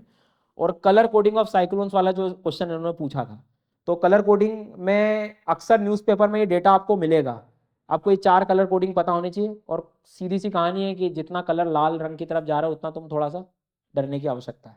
सो ये चीज़ थोड़ी सी आप लोगों को याद रखनी है, पीपीटीज वगैरह आपको मिल जाएगी। खैर थोड़ा सा रिवाइज करते हैं फिर अपन आगे बढ़ेंगे। क्या क्या पढ़ा अभी तक हमने, साइक्लोन के 3 नेचर बताए हैं मैंने, याद आ रहा है 3 नेचर, पहला एक तो नॉर्मल चलता है, दूसरा मॉनसून में भी आ सकता है, मॉनसून में डायरेक्शन क्या होगी, साउथ वेस्ट से आके जाएगा किधर, नॉर्थ ईस्ट की तरफ जा सकता है। भूल गए तुम लोग, भूलना मत यार, मेहनत खराब हो जाएगी मेरी। ऐसा आ रहा है ना, तो साउथ वेस्ट से, इसी में परेशान है, मतलब मैं बता रहा हूं ना, फिर से जाके देखना है क्वेश्चन का, तुम्हें क्वेश्चन मिलेगा वेस्टर्न मार्जिन ईस्टर्न मार्जिन सब पढ़ रहा है कॉन्टिनेंट का, और इस बार इन्हें क्या दे दिया, ओशियन का बना दिया था। तो ऐसे कंफ्यूजन करते रहते हैं, इसलिए डायरेक्शन भी थोड़ी सी पढ़ना अपने को जरूरी। एक तो ये पढ़ लिया मैंने। दूसरी बात, जो रिकर्विंग होती है वो इक्वेटर तरफ होती है, पोल की तरफ होती है, पोल की तरफ। अब ये तो पता है सबको, हो जाएगा, रीजन 2 पता होनी चाहिए। पहला कोरियोलिस, पोल्स की तरफ। अब अजर्सन रीजन में भी ये क्वेश्चन आ सकता है, तो आपको पता होना चाहिए पोल की तरफ कोरियोलिस ज्यादा, ठीक है, ध्यान रखना। और उसके बाद में टेम्परेचर भी याद रखना, टेम्परेचर ज्यादा क्यों रहेगा, लैंड की वजह से। आप अक्सर गल्फ में जाओ, बे में जाओ, आपको टेम्परेचर ज्यादा इसलिए मिलता है क्योंकि वहां पर लैंड मास, ये देखो, ये इसके बारे में भाई, एक आदमी यहाँ खड़ा रहेगा, दूसरा ऊपर खड़ा रहेगा, यहाँ ज्यादा टेम्परेचर होगा, जमीन की जनरली जो हीट है वो भी वहां पर एब्जॉर्ब होती है, तो इस चीज को ध्यान रखना। गहराई कम रहती है वहां पर ओशन की, पानी ज्यादा गर्म मिलेगा। अब एक चीज और है, शायद एक्सप्लेनेशन करने का इतना अपने पास अभी टाइम नहीं है, इनकी क्लासेस और मैं आगे ले लूंगा, लेकिन कुछ इंटरेस्टिंग चीजें मैं बता रहा हूँ। सोमालिया में फ्लड आया था और फिर बाद में पता लगता है कि फ्लड जो था वो था एल नीनो और इंडियन ओशियन डाइपोल की वजह। अब इसको समझाने के लिए एक बेसिक चीज आप समझिए। एक एग्जांपल हम लोग लेते हैं। सपोज उधर पानी ठंडा है, कोल्ड वाटर, इधर गर्म है। कहाँ रेनफॉल आप एक्सपेक्ट करते हो? गर्म के पास। क्यों? ऑफ कोर्स अभी जो मैंने बताया, पानी गर्म है तो बारिश होगी, आप ऐसा भी समझ के चलो, ज्यादातर तो यही होगा अभी फिलहाल। तो जब इसमें मैंने लिखा हुआ है इंडियन ओशियन डाइपोल, अब इंडियन ओशियन डाइपोल का मतलब क्या होता है? जनरली हम क्या कहते हैं? डाइपोल मतलब नहीं पता? कोई भी चीज दो वाली जो बात कर रहे हैं। इस डायग्राम को देखो, इसको समझने के लिए तुम्हें सबसे पहले इंडिया को ध्यान रखना पड़ेगा। इंडिया दिखाई दे रहा है क्या आपको? मार्क कर देता हूं मैं इंडिया, ठीक है। इंडियन ओशियन डाइपोल के दो केस होते हैं, सीधी सी बात, एक पॉजिटिव और एक नेगेटिव। अब भूल गए एग्जाम में, कैसे याद रखोगे? तो इंडिया के लिए पॉजिटिव कोई चीज है, वो क्या है? मॉनसून अच्छा आना। इंडिया के लिए पॉजिटिव क्या है? मॉनसून अच्छा है। और मॉनसून कब अच्छा आएगा भारत में? जब भारत के आसपास का पानी क्या हो? गर्म हो। लेकिन गर्म किस साइड का हो? जिधर से विंड आ रही हो। मॉनसून की विंड कौन सी होती है? South west. इधर का पानी देखो, लाल दिखाई दे रहा है आपको? दिख रहा है? तो ये हमारे लिए पॉजिटिव याद है। तो कल को एग्जाम में कोई भी पूछ ले, पॉजिटिव फेज मतलब भारत के लिए पॉजिटिव, मतलब भारत के लिए रेनफॉल, मतलब अरेबियन सी साइड का वाटर वार्म, ऐसे याद रखो, ठीक है। अब पॉजिटिव डाइपोल एक केस ये हो गया, और दूसरा डायग्राम जस्ट कंपैरिजन देखो, जस्ट अपोजिट दिखाई दे रहा है। अब आपको अंतर दिखा थोड़ा सा? क्या अंतर दिखा हुआ है? दूसरे में क्या दिखाई दे रहा है? वाटर क्या है? कोल्ड है। तो ये हमारे लिए क्या हो गया? Negative phase. अभी मैं सोमालिया के रिस्पेक्ट में बताऊंगा, बट मैं साथ में इंडिया की बात कर रहा हूं। इंडिया में यदि वो बोले कि रेनफॉल या मॉनसून अच्छा कब होगा, तो हमेशा कौन से फेज में होगा? पॉजिटिव में। ध्यान रखना, क्यों पॉजिटिव में? क्यों? क्योंकि वाटर हमें, अब ये याद हो गया, लेकिन जैसे वो डायरेक्शन में पूछेगा फिर इकट्ठे हो गए। कौन सा वाटर वार्म है?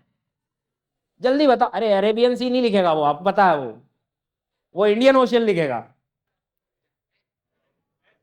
हाँ, सीधा लिखेगा, ज्यादा परेशान मत हो। मतलब इधर क्या है बेटा? वेस्ट है, तो वेस्टर्न इंडियन ओशियन का वाटर वार्म, और उसके बाद में ईस्टर्न इंडियन ओशियन का वाटर कोल्ड। ध्यान रखना है, वेस्ट और ईस्ट, पश्चिम और पूर्व।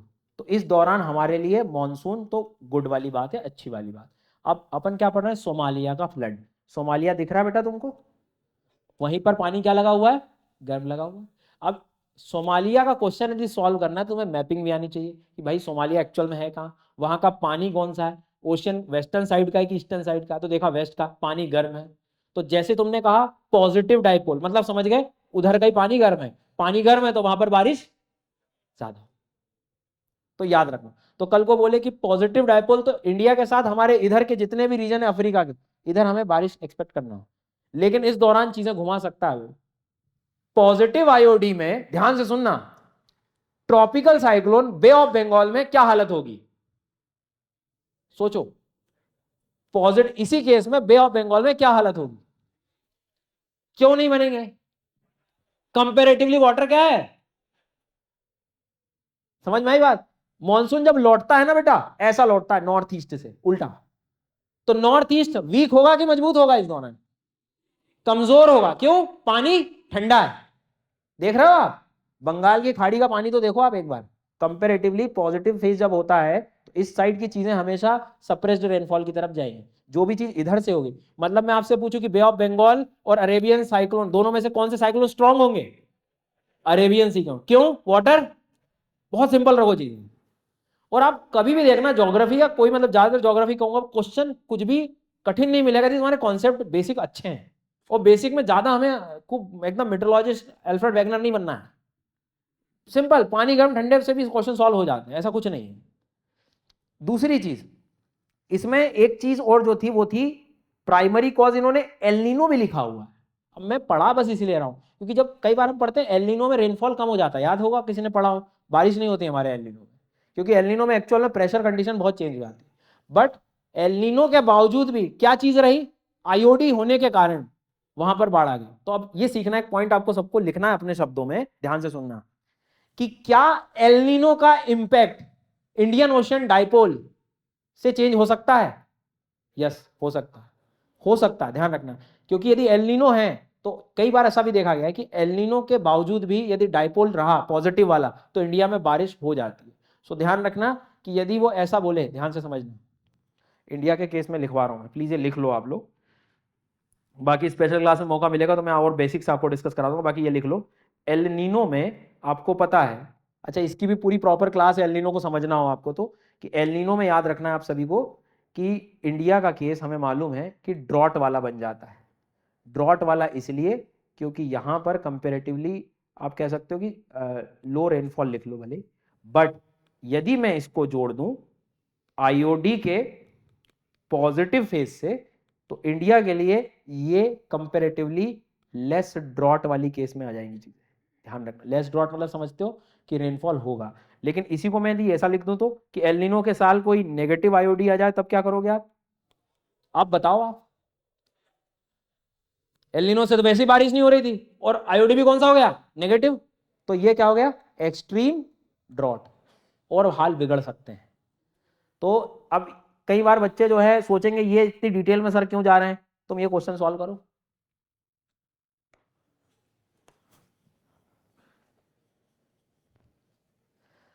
बताओ भाई, इसलिए तो मैं परेशान कर रहा था आपको इतनी देर से।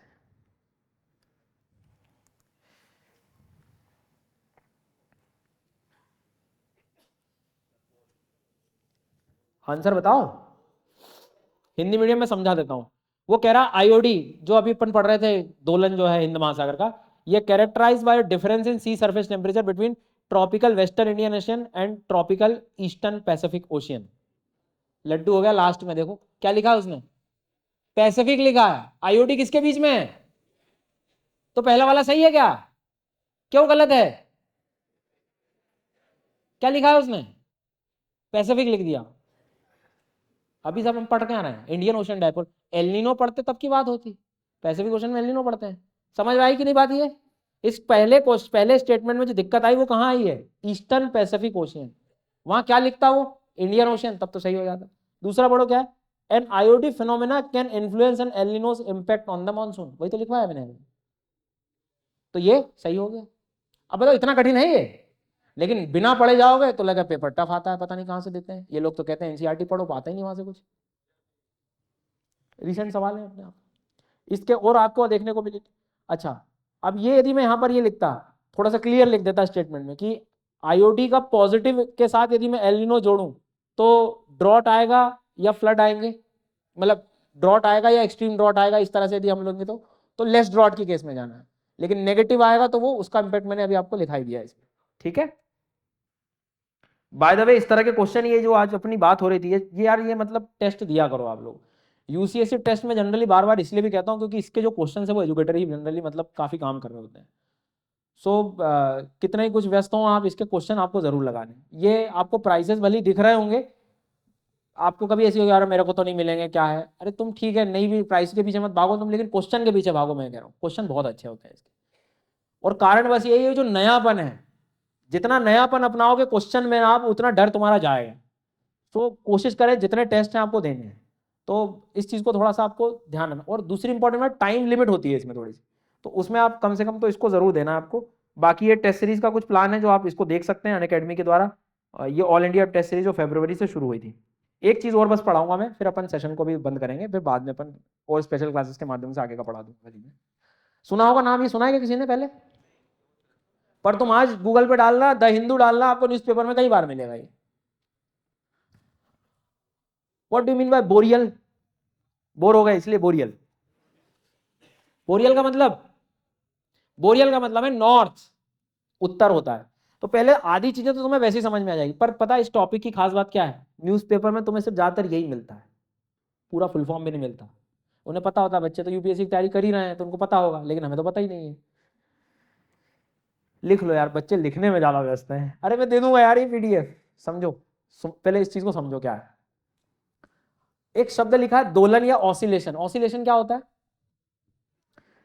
पूरी ज्योग्राफी में चाहे एनसो पढ़ो, El Nino, southern oscillation, Pacific decadal oscillation, कुछ भी ऑसिलेशन हो, पहला दिमाग में बनाना है ऑसिलेशन मतलब कोई चीज कंटिन्यू चेंज होती जाए। चेंज मतलब टू एंड फ्रो मूवमेंट, आया गया, high pressure low pressure, high pressure low pressure. अभी मैंने आपको सिखाया एक जगह लो प्रेशर है, फील करना बस 5 मिनट और, एक जगह लो प्रेशर है, मतलब समझ पा रहे हो क्या हो रहा है लो प्रेशर का मतलब?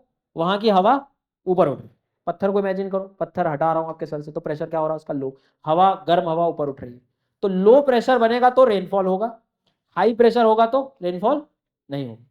अब ये एक नई चीज देखी गई है, ये देखो मॉनसून के बहुत एडवांस टॉपिक्स नहीं है, आप नॉर्मल ये वो वाले मॉनसून नहीं कि विंड आई इधर बारिश कर दिया। पहला जो क्वेश्चन इसमें आएगा ये वाला, इसको नोट डाउन करना है आपको। एक ऐसा फिनोमेना होता है स्पेशली कहां पर, अगले मैप में आप देख पा रहे हो, इंडिया को देख पा रहे हो क्या आप लोग? देखा इंडिया, देखा आपको? मैप में आगे जाओगे तो ये ओशियन कौन सा हो जाएगा आपका? Pacific ocean. पैसिफिक ओशियन और इधर बंगाल की खाड़ी, इंडियन ओशियन के बीच में एक गेम होता है 10 से 15 दिन में, प्रेशर में काफी बदलाव आता है। ये कौन चेंज करता है? तो विंड सिस्टम्स करती है, अपने को उतना डिटेल में जाने की जरूरत नहीं। काम की चीज ये है कि कल को प्रीलिम्स में कहीं भी ये टॉपिक तुम्हें दिख जाए, सबसे पहला आपका दिमाग में आना चाहिए कि शॉर्ट टर्म चेंज है किस चीज में? प्रेशर में, हाई प्रेशर और लो प्रेशर। आप डायग्राम देखो आराम से, इस वाले पहले डायग्राम में देखो, आपको इंडिया के पास वाटर का टेम्परेचर क्या दिखाई दे रहा है? वार्म दिख रहा है, इधर वाटर कोल्ड दिख रहा है। नेक्स्ट आते आते इधर चेंज हो गया, देखो आप, हो रहा है चेंज। पहला फेज 2 और फेज 6 में आप देखो इंडिया को, आराम से, कोई जल्दबाजी नहीं है। और मेरा अभी एक कॉन्सेप्ट जो मैंने सिखाया आपको कि वाटर वार्म है तो रेनफॉल क्या होता है? ज्यादा, और रेनफॉल कम कब होगा? जब वाटर क्या है? कोल्ड। तो ये देखा गया है कि हमारे बे ऑफ बंगाल में हर 15 से 20 दिनों में वाटर के टेम्परेचर में भी थोड़े बहुत वेरिएशन आते हैं ड्यू टू द विंड्स। ठीक है, अब विंड वगैरह का सिस्टम यहाँ भी अपने पास इतना लॉजिक नहीं कि खूब पढ़ेंगे, बट काम की चीज क्या, अक्सर एग्जाम में रिजल्ट पूछते हैं ये लोग। तो कल को कोई बोले कि ये जो boreal summer intra seasonal oscillation है, ये हम लोग अटलांटिक में पढ़ रहे हैं क्या? ये इंडिया में और स्पेसिफिकली बे ऑफ बंगाल, और इसका कनेक्शन कौन से ओशियन से है? इसके पहले वाला क्वेश्चन मैंने बताया, देखो ओशियन में भी खेल जाते हैं ये लोग। तो याद रखना बे ऑफ बंगाल। अब अगला स्टेटमेंट डेफिनेटली प्रेसिपिटेशन का पूछेगा वो, तो याद रखना है आपको कि जब भी वो बोले कि इस तरह से, नॉर्मली वो बोले कि बे ऑफ बंगाल की तरफ यदि ऐसा फेज चल रहा हो जब वाटर वार्म हो, तो जनरली प्रेसिपिटेशन क्या मिलेगा तुमको? ज्यादा मिले, कोई भी मानसून हो, चाहे साउथ वेस्ट हो या लौटते टाइम। तो एक चीज तो आपको इसमें ये याद रखनी है। उसके बाद में ये देखो, ये कीवर्ड है इसका कि इसका एक्टिव फेज कब रहेगा। तो एक्टिव फेज का मतलब जब है इंडायरेक्टली कि बंगाल की खाड़ी का वाटर कंपेरेटिवली वार्म है, तो वो मानसून को कौन सा फेज देगा? एक तरह से एक्टिव, मतलब बीच में 10-15 दिन बारिश थोड़ी सी तेज मिलेगी उस टाइम, और हो सकता है बीच में फिर कुछ 10-15 दिन बारिश कम हो रही है। It means that temperature water का कंपेरेटिवली क्या हो रहा है? कम हो। तो इन अ नटशेल में ये सिखाना चाहता हूँ कि इस तरह की जब हेडिंग एग्जाम में आती तो बिल्कुल ब्लैंक नहीं होना है, थोड़ा शांति से सुनना है, ऑसिलेशन को ऑब्जर्व करना है, मतलब ये प्रेशर में चेंजेस की बात कर रहा है, प्रेशर में चेंज होगा मतलब रेनफॉल में चेंज होगा। अब कहाँ होगा यदि ये प्लेस पता है तो आपका क्वेश्चन 90% कन्वर्ट हो जाएगा। समझ आई बात? बेसिक ओवरव्यू क्लियर हुआ इसका? तो इसमें जब वाटर हमारे साइड वार्म होगा तो प्रेसिपिटेशन हम क्या मानेंगे? हाई या लो? हाई। हमारे तरफ मतलब बे ऑफ, और उधर पैसिफिक की तरफ यदि चला गया तो कंपेरेटिवली रेनफॉल सप्रेस्ड में रखेंगे। बिल्कुल रोकेंगे नहीं हम, बंद नहीं कर देंगे, क्योंकि यही एक फैक्टर नहीं जिसके कारण पूरा मानसून टिका हुआ है। बहुत छोटी सी चीज है, ऐसे एक होमवर्क दे रहा हूं, उसका तो वो समझ में आ जाएगा। मैडन जूलियन ऑसिलेशन को कभी इंटरनेट पे सर्च करना, खुद भी पढ़ना, मैडन जूलियन ऑसिलेशन, MJO। जैसे इसमें कितने दिन लिखे हैं मैंने, अब वो एग्जाम में 10 से 15 नहीं देगा, वो आपको देगा 4 से 5 साल, 6 से 7 साल। क्यों देगा? क्योंकि तुमने एलिनो में सबसे ज्यादा वही पढ़ा है। एलिनो का टाइम कंपेरेटिवली लंबा होता है, बट इसका लंबा टाइम नहीं है। तो इस बात को आपको ध्यान रखना है कि एमजीओ भी आप आज घर जाके जब पढ़ोगे तो वो भी आपको ऐसे ऑसिलेशन मिलेगा, लेकिन एमजीओ की जो लोकेशन है वो बता देता हूं मैं यहाँ पर। एमजीओ की जो लोकेशन मिलेगी तुमको, वो इधर इक्वेटर के पास मिलेगी। हमने आईओडी पढ़ा एकदम ओशियन के एकदम, कहां पर? नॉर्मली इस वाले रीजन में, ठीक है। ऑसिलेशन ये वाला जो इंट्रा सीजनल पढ़ा वो भी नॉर्थ में पढ़ा, लेकिन एमजीओ जो है वो इक्वेटर के आसपास पड़ता है। तो एमजीओ, मैडन जूलियन ऑसिलेशन भी एक ऐसे ही होता है जिसमें भी रेनफॉल कम ज्यादा होती रहती है, वो इक्वेटोरियल रीजन के आसपास हम लोग देखते हैं। तो इसको एक बार आप पढ़ना। बाकी एग्जाम के पहले जो मेरे स्पेशल क्लासेस के जो सेशन होंगे उसमें मैं ये सारी चीजें करता रहूंगा, इनफैक्ट ये नए टॉपिक्स में बता दूंगा। सो आपको बस या तो स्पेशल क्लास या यूट्यूब के माध्यम से एग्जाम के पहले कैसे भी आपको कनेक्ट होना। मैं नहीं कह रहा हूं तुम हर महीने कनेक्ट हो, एग्जाम के पहले तुम 10 दिन पूरे क्लासेस जो भी मेरी हुई हैं करंट अफेयर्स की जरूर देख लेना, क्योंकि एग्जाम के जस्ट पहले कुछ ऐसे ही टॉपिक में प्रॉपर एक्सप्लेनेशन के साथ लाऊंगा, और हम सिर्फ वही पढ़ेंगे जो एक्चुअल में काम का है। आई बात समझ में? तो कितनी सारी चीजें भी अपन ने देखी हैं, समझ आई? साइक्लोन की नेमिंग कैसे होती है, कौन करता है? के साथ एक और संस्था है, याद रखना, ठीक है। और दूसरी एक बात, कोई भी कंट्री इसमें हो जाती है क्या? नहीं सर, ठीक है। रिकर्विंग समझ आ गया साइक्लोन का, उसके कॉज फैक्टर पता होने चाहिए हमें ना। उसके बाद में बोरियल समर इंट्रास, ये तो समझ आ गया कहाँ है ये, क्योंकि पहली बार एग्जाम में अगर तकलीफ होगी। क्वेश्चन से हमें ये समझ आया कि जब भी ज्योग्राफी में पढ़े तो क्लियर पता होना चाहिए बन कहाँ रहा, और कितनी बेसिक चीज है, डायरेक्शन सेंस भी आना चाहिए आपको, ईस्ट वेस्ट नहीं तो आधे टाइम पता नहीं रहेगा। मैं आप लोगों को इतना जोर इसलिए दे रहा हूं क्योंकि मेरी नजरों में आप लोग सबसे ज्यादा सीरियस कैंडिडेट जो आज बैठे हो इतनी देर आप लोग, तो आपको हर चीज में मैं बताना चाहूंगा कि छोटी छोटी चीजों पर आपको ध्यान रखना पड़ेगा, ठीक है। नींद भी यदि किसी को आ रही ना तो तुम सोचना बेटा हाँ सर वेस्ट ईस्ट का कुछ कह रहे थे, जाके तुम देख लेना वेस्ट ईस्ट, कोई दिक्कत नहीं। आई बात समझ में? और कोई ऐसा टॉपिक जो आपको पढ़ना है तो मैं स्पेशल क्लास में पढ़ा दूंगा। कोई ऐसा लगता है आपको कि सर हमको ये पढ़ना है, बताओ ऑन डिमांड कुछ आपका ऐसे हो तो। थक गए क्या? चलो क्विकली प्लेसेस इन न्यूज बता रहा हूँ, 5-6 जल्दी से नोट डाउन कर लो। कास्ट प्लेटू पता है क्या किसी को? ऐसी आवाज आ रही नहीं, ध्यान रखना सीधा सवाल आ सकता है। कास्ट प्लेटू बेटा मिलेगा आपको महाराष्ट्र में जाना पड़ेगा। एक्चुअल में वहाँ के जो सीजनल लेक्स थे उनकी कुछ स्टडी हुई थी, और जो इंडियन मानसून को स्टडी कर रहे थे तो उससे काफ़ी कुछ उनकी रिसर्च निकली थी, तो वो कोई कॉन्टेक्स्ट नहीं, लेकिन इतना जरूर याद रखना कास्ट प्लेट्यूज इन महाराष्ट्र, ठीक है। दूसरी चीज़, एक वेटलैंड लेक है, परेशान हो रहा है पॉल्यूशन से काफ़ी ज़्यादा, और आजकल वर्ल्ड मैप में ये लेक्स नए नए पूछते रहते हैं। तो आपको यूरोप जाना है, यूरोप में आप जाएंगे नर्दर्न आयरलैंड में, आयरलैंड में नहीं नर्दर्न आयरलैंड। नर्दर्न आयरलैंड मतलब किसका हिस्सा है ये? यूके का पार्ट है ये, यूनाइटेड किंगडम का हिस्सा है। पता है ना ब्रिटेन और यूके में अंतर? हाँ, तो ये वाला जो इतना हिस्सा दिख रहा है आपको, नॉर्मली ये वाला हिस्सा है ये आपका यूके का है, और ये वाला यूनाइटेड हो गए। तो ये वाले हिस्से में नदर्न आयरलैंड में एक लेक मिल रहा है आपको, लॉफनीग लेक, इसको लिख लेना। ये पोल्यूशन के चलते काफी ज्यादा समस्या में है, बहुत ज्यादा, और जो ज्यादा समस्या में यूपीएससी उसका ध्यान रख लेता है। लिखा? कहाँ है ये? Northern Ireland. इसके बाद में रामसर साइड भी है ना, ये ध्यान रखना। नेक्स्ट वन, ये तो सुना होगा आई थिंक न्यूज में आप लोगों ने, उमाइम लेक कहाँ है, कौन सा राज्य? नहीं पता, देख के बताऊंगा। इंटरेस्टिंग चीज है कि मैप में भी नहीं समझ आएगा कि कहाँ है, जल्दी बताओ। मेघालय में जाना पड़ेगा, लिख लो। 12 पानी लेक भी कहते हैं इसको हम लोग। 2 नदियां हैं यहाँ पर, उमखरा और उमशर्पी।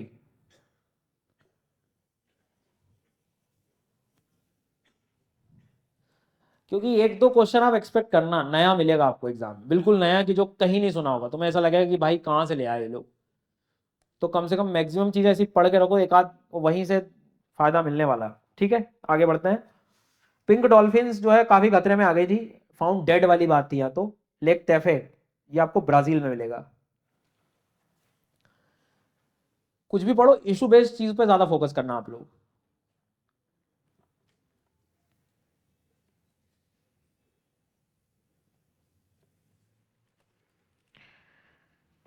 ये ग्लेशियर लेक आउटबर्स्ट हुआ था, पता होगा, सिक्किम का लेक तो नाम सुना होगा आपने, पर इसमें लद्दाख ऑप्शन में देगा तो कंफ्यूज मत होना, ठीक है। वो सोमोरिरी सोकर अलग है।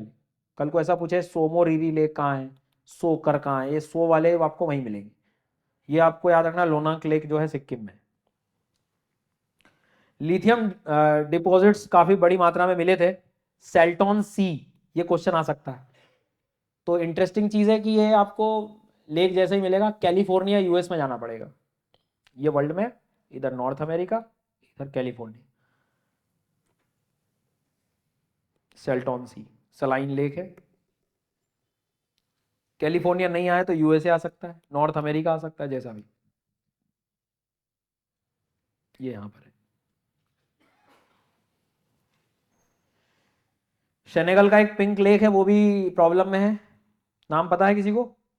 रेतवा लेक रोज भी जिसे हम कहते हैं, पिंक लेक, याद रखना। सेनेगल, सेनेगल मतलब continent Africa.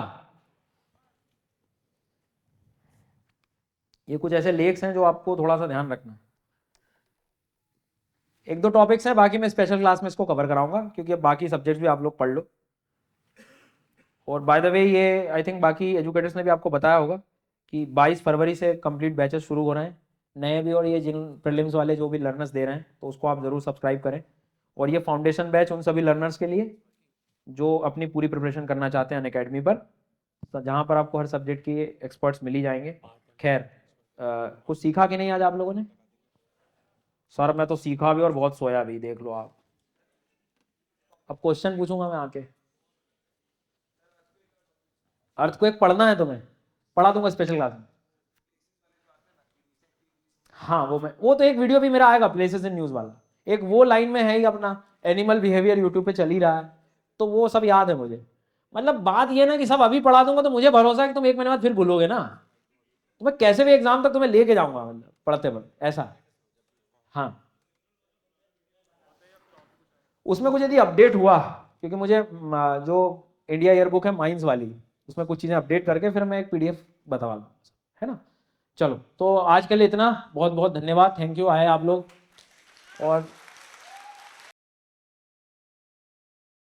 experience was good, and this is the first in type which was organized based on academic and motivation, both are included in this. लेकिन यहाँ पर आके सीखने को मिला है, और सेशंस की तरह नहीं है कि मोटिवेट कर दिया है बच्चों को कि ऐसे करो वैसे करो, पहाड़ पे चढ़ा दिया ऊपर मोटिवेशन करके, ऐसा कुछ नहीं था। This session was very fruitful as I have jotted down points, have learned some things, but here we have learned. it's a different. मतलब उन्होंने सिखाया, और ये हमने पहला सेमिनार देखा जो बच्चों को सिखा रहे हैं, पढ़ा रहे हैं, एंड वही टॉपिक्स पढ़ा रहे हैं जो क्लासेस में पढ़ा है। कुछ बच्चे होनहार हमारे बीच ऐसे मौजूद हैं। अनअकैडमी का एक मंथली बेसिस पे स्कॉलरशिप टेस्ट होता है जिसको कोई भी बच्चा दे सकता है।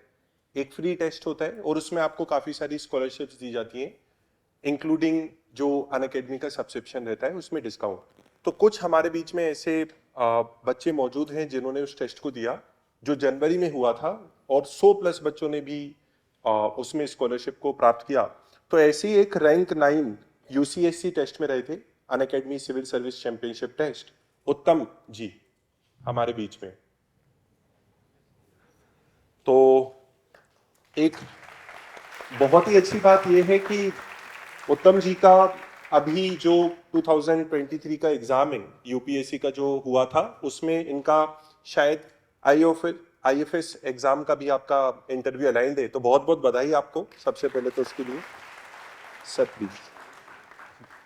बिल्कुल कुछ भी प्री रिहर्स नहीं है, पहली बार ही हम तो मतलब रूबरू मिल रहे हैं, ऑनलाइन पढ़ाई और सब चलता रहता है कि असल में हम इनाम देते हैं। अब वो क्या सब लोग अलग अलग शहरों में रहते हैं, तो किसी को हमने पोस्ट और कुरियर से भेजा तो हर एक व्यक्ति टेस्टिमोनियल वीडियो हमको वापस बना के देगा नहीं, और हम ऐसा किसी को कोर्स नहीं करते कि नहीं तुमको करना ही पड़ेगी वो, दैट्स वाई। तो वीडियो इसलिए बनाया जा रहा है ताकि आपको विश्वास रहे कि भाई जो इनाम होते हैं असल में दिए जाते हैं। सर प्लीज आइए। अरे आप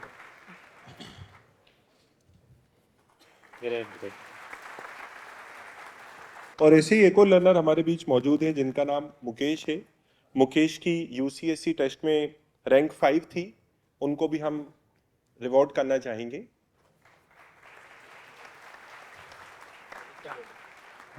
अरे सर दीजिए, अरे Madhukar sir, great sir great. Pratap जिनकी यूसीएससी में रैंक 10 थी, प्रताप प्लीज।